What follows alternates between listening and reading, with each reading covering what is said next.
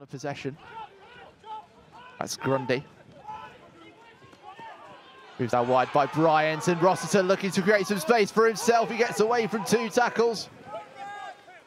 Brown just looking to lock horns and burst through the gap in the Chinnor defence. And that's a break from Henderson. Oh, he's going to do it again. The hooker scored twice against them. He scored the first one at Kingsley Road 2 years ago, and he scored the first try here at Old Bath Road in the reunion. Through that 12 channel and breaking the line and straight through. There's a hooker who can do most things on the pitch and does them all very well. And helped himself to a try there to get the evening started. Shows which way that they're going towards. That's Taylor winning it high for Rounds. Take 2 for the home side. Henderson pushing it at the back. It's in the hands of Stapley. Cole looking to support. They turn it and they move. Have they got it over? Yes, they have. The referee's hand goes up. It might not be pretty, but it is very effective. It would have been fine. Yeah, good unfortunately, I promised James Baker a glass of Coke if he scored a try today. So if he scores another one, I've got to buy him a packet of crisps as well. So what happens if he scores 3? I'll be leaving pretty quickly at the end of the game if that happens. Tonga playing into his own hand. That was Hardwick. The deep run came from the flanker. Chinnor trying to catch them out with their evasive runs. They're very close to the line. Carter, now the hands move. They try and get it out to Worrell. Yeah, clearly backwards try. As it does, the space opened up out wide and they got the ball out there. Finished it very nicely. Yeah, good pressure by Chinnor, well rewarded with a good score in the corner. You know, Ben Glyn's an experienced player. He knew exactly what he was doing. And once again, Rams win their line out.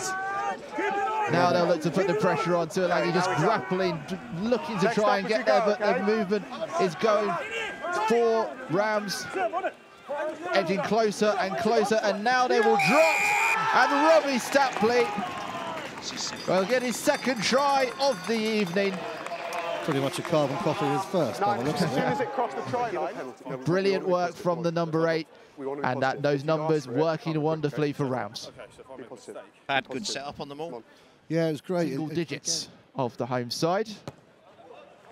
He does that no problem.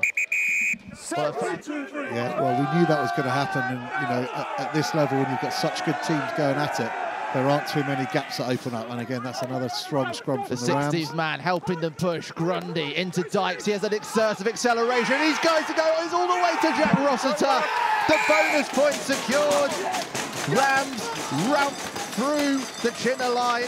The first little bit of defence, and they smashed through it. Lovely line from Michael Dykes coming through, and he's just got that stop and go acceleration, which allows that space to open up for Jack Rossiter on the wing to do what he does.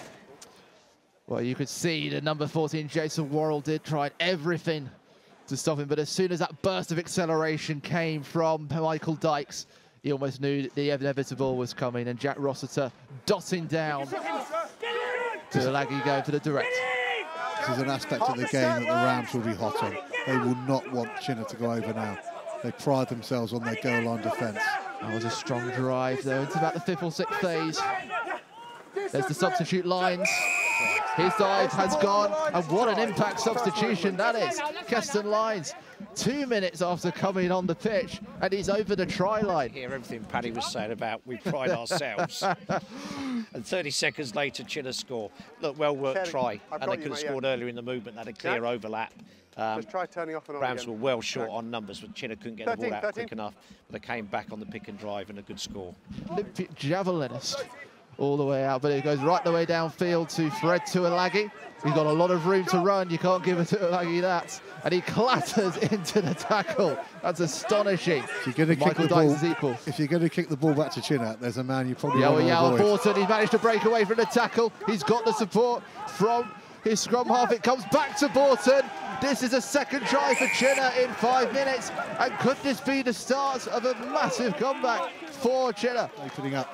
You know, the quality of rugby has been so good and continues to be good. And, you know, you can't argue that. It's a great line break, great support, 2 passes, and there you have another try. So, yeah, I think it's very much game on for the last quarter of this game.